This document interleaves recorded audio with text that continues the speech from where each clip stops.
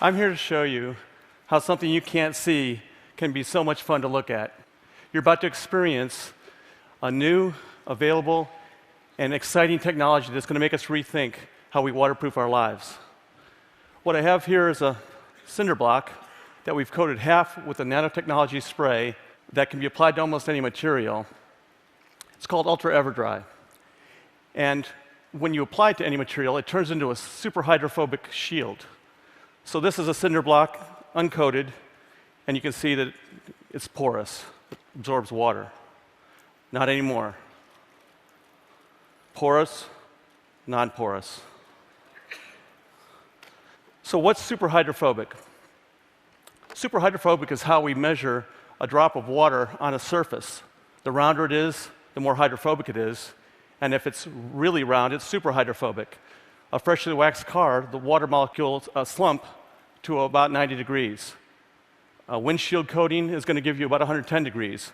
But what you're seeing here is 160 to 175 degrees, and anything over 150 is super hydrophobic.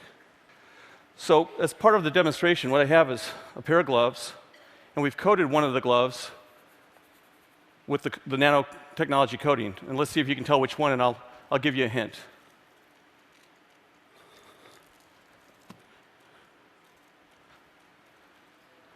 Did you guess the one that was dry? When you have a nanotechnology and nanoscience, what's occurred is that we're able to now look at atoms and molecules and actually control them for great benefits. And we're talking really small here. The way you measure nanotechnology is in nanometers, and 1 nanometer is a billionth of a meter. And to put some scale to that, if you had a nanoparticle that was 1 nanometer thick, and you put it side by side, and you had 50,000 of them, you'd be the width of a human hair. So very small, but very useful.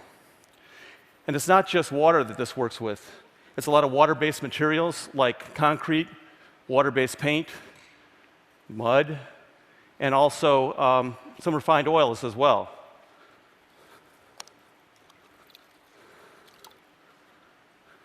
You can see the difference. Moving on to the next demonstration, we've taken a pane of glass and we've coated the outside of it, we've framed it with the nanotechnology coating. And we're going to pour this green tinted water inside the middle, and you're going to see it's going to spread out on glass like you normally think it would, except when it hits the coating, it stops. And I can't even coax it to leave. It's that afraid of the water. So what's going on here? What's happening? Well, the surface of the spray coating is actually filled with nanoparticles that form a very rough and craggly surface. You'd think it'd be smooth, but it's actually not. And it has billions of interstitial spaces. And those spaces, along with the nanoparticles, reach up and grab the air molecules and cover the surface with air. It's an umbrella of air all across it. And that layer of air is what the water hits, the mud hits, the concrete hits, and it glides right off. So if I put this inside this water here, you can see a silver reflective coating around it. And that silver reflective coating is the layer of air that's protecting the water from touching the paddle, and it's dry.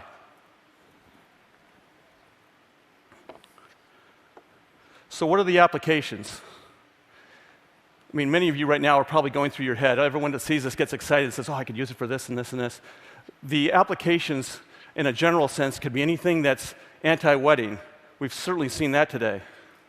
It could be anything that's anti-icing, because if you don't have water, you don't have ice. It could be anti-corrosion. No water, no corrosion. It could be antibacterial. Without water, the bacteria won't survive. And it could be things that need to be self-cleaning as well.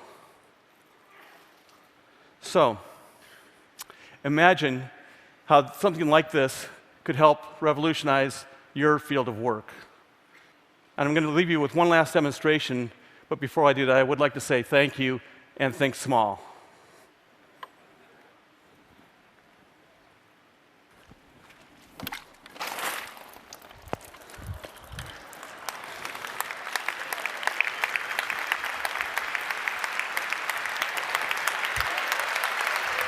It's going to happen.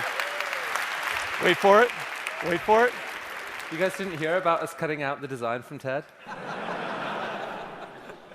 he ran into all sorts of problems in terms of managing the medical research part. It's happening!